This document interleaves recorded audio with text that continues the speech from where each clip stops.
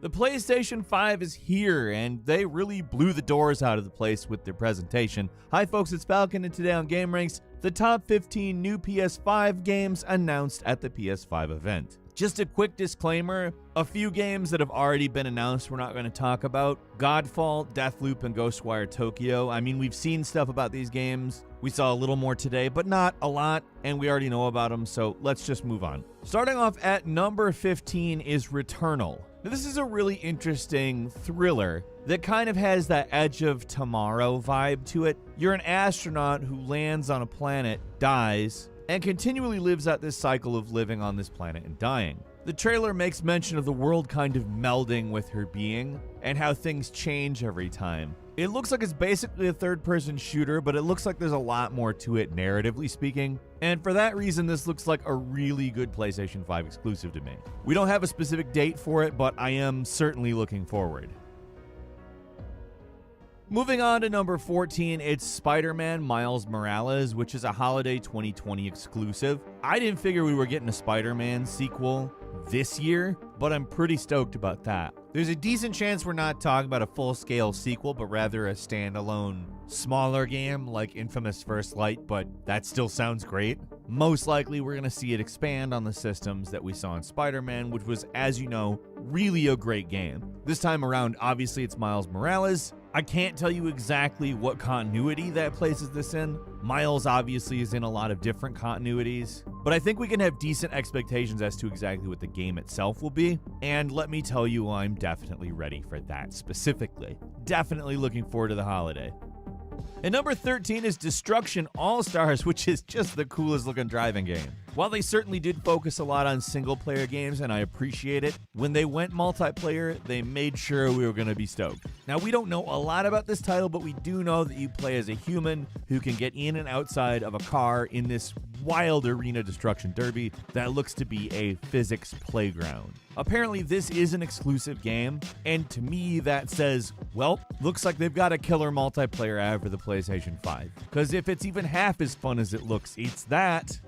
Moving on to number 12, it's Ratchet & Clank Rift Apart, which not only shows us we get a new Ratchet & Clank title, not only shows us that Insomniac has the budget to do two games at once, not only gets us hyped and nostalgic at the same time, but it's also a tech demo. We got to see how the high-speed PS5 SSDs affect loading, and wow is the answer. We're just streaming in new worlds all the time, jumping through these portals, never loading once. It would be so incredibly complex to even fake all of this teleporting, but they're not faking it. Like, they're not loading in cheap geometry that looks like a level. They're loading in these huge detailed environments that look amazing. On top of that, the gameplay looks absolutely enjoyable as hell, and I cannot wait to return to the world of Ratchet & Clank. We don't have a release date for this one, but I'm there.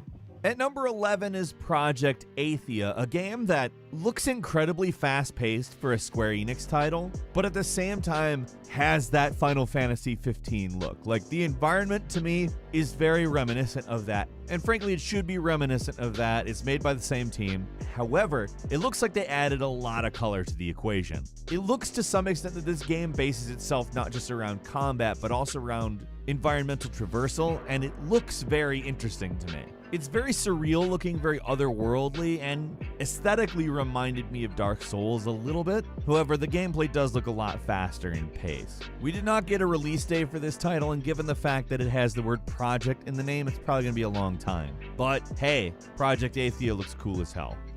Moving on to number 10, it's Stray. It's that cat game from the Unreal Engine dude, and it looks beyond neat to me. Like, this is something we talked about when we were talking about the Unreal Engine, and it's probably not an exclusive, but it's really neat that they showed it here. Stray is this game where you play as what seems to be a delivery cat in this post-human world occupied exclusively by robots. It's really a charming looking title, and if it manages to be fun, it's probably going to be a classic, honestly. At number 9 is Kenna Bridge of Spirits, which is a game that kinda looks like a DreamWorks cartoon if it was Breath of the Wild. The combat does look fairly distinct from Breath of the Wild, however, you can definitely tell that it is at least somewhat influenced by the Nintendo title. That being said, it's way more detailed, and it's not the only title on this list that in my opinion kind of looks like that mid-90s random PlayStation 1 aesthetic brought into a new world. I don't know exactly how intentional that is with this title because I don't think it's a PlayStation exclusive. I don't know, but it does look great and I will be playing Kenna when it comes out, whenever that might be.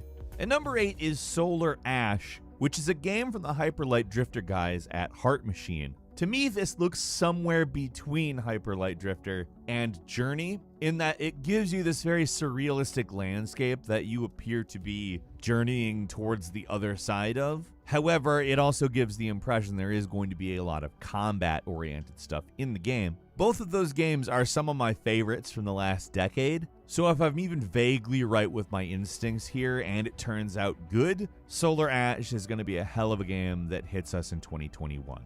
At number 7 is Little Devil Inside, a game that we still know relatively little about other than it's an action RPG that looks cool as hell. It's got a very distinct visual style and seems to send this samurai knight type out into various very hostile environments to complete missions. It does identify itself as a hack and slash. The Steam page for the PC version lists local co-op as a feature, which could be pretty cool. Although, again, we don't know exactly what this game will turn out to be. Still, we've seen a lot of varying environments with a lot of interesting enemies. My guess is that our guy is some kind of monster hunter, and he's going off into the world to do that. Little Devil Inside looks great. Can't wait to play it.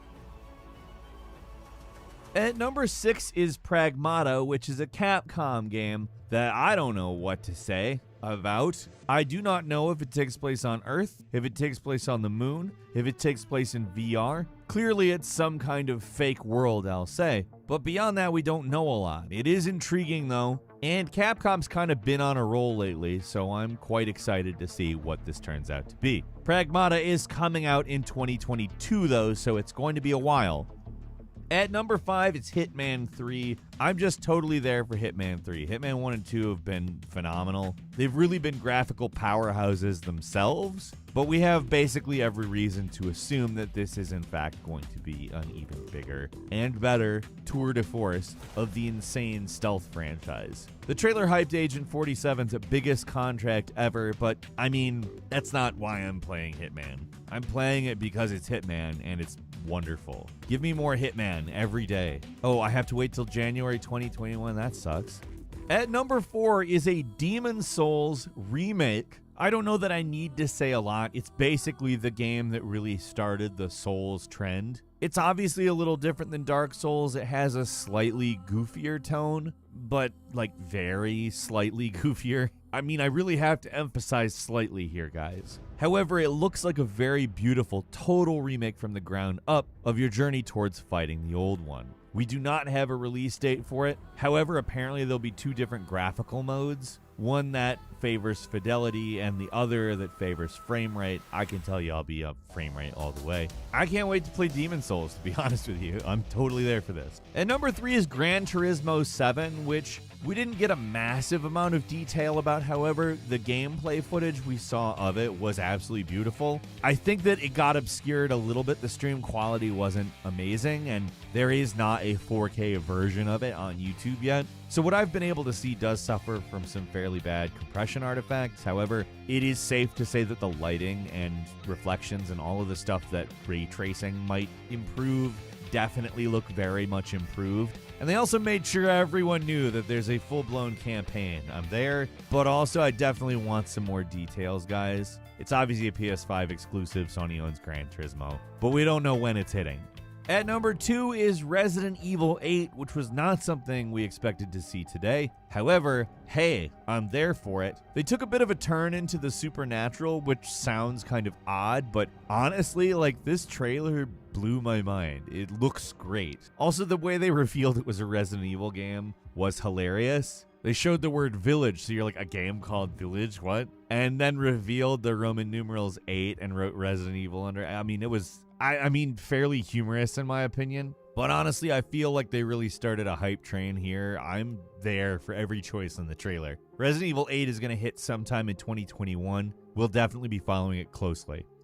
And finally, Horizon Zero Dawn 2, which we all honestly kind of expected. Horizon was a really big game when it came out, and it really showed hey, single player games, guys. Single player games? Yeah, single player games. And I feel like that influence was really felt throughout this entire presentation. We were given a lot of single player games. And Horizon was really a big game that sort of reminded people that they could be really good and fresh and interesting. We're continuing the story here where the United States is the new area we'll be exploring. Obviously, this is a bleak post-apocalyptic future with robot dinosaurs everywhere, and apparently there's something definitely threatening the entire world, although we don't know much about it yet. Horizon 2, definitely an exclusive, and also no release date, doesn't stop us from getting hype.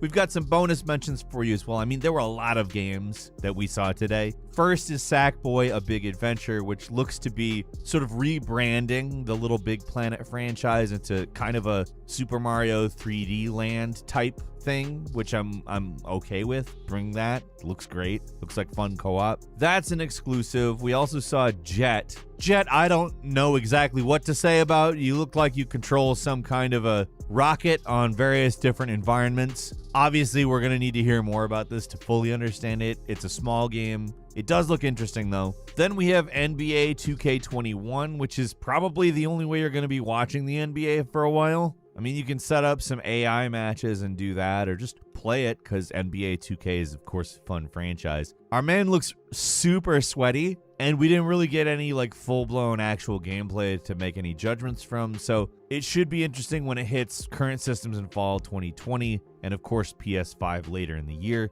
A goofy-looking title called Bug Snacks by the Octodad people, where you eat various different types of bugs that are shaped like food, which makes your limbs and body become shaped like food. I don't know what to say. Other than it looks trippy and fun, it's got a slightly demented sense of humor, and I like that. Goodbye Volcano Hype, which looks like a fairly artsy high school game. It's got a cool art style, looks kind of anime-ish. If you're into anthropomorphic animals and stories that appear to glorify high school alienation, this is the way to go for you. Oddworld Soulstorm is our next game. Looks like they're doing the right thing and making a 2D Abe game. I'm there for that. That's basically what I've wanted from the Oddworld inhabitants for a long time outside of the remakes. Remakes are great, might I add. And finally, for the VR folks, Astro's Playroom is making a return. I'm stoked about that, actually. Astro's Playroom is a really good platform game for VR, surprisingly good. These are all welcome pieces of news that I'm pretty stoked about. But what are you most excited for? Leave us a comment. Let us know what you think.